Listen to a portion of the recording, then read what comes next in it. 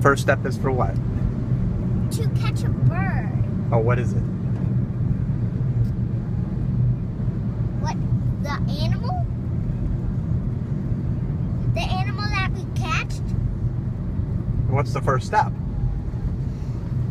You have to calm the bird before you even catch it. Okay, and then what?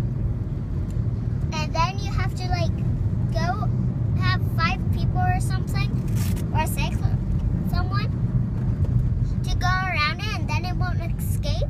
But if so, wait, how did we do it if we only had 3 people?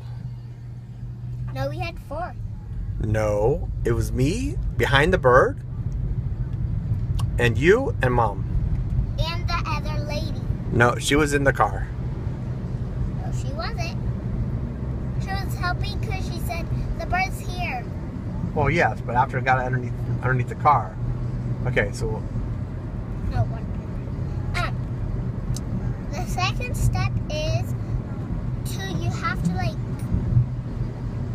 have 3 people or more to go around, get a broom, try and get it out of the car slowly, go 1 time or 2.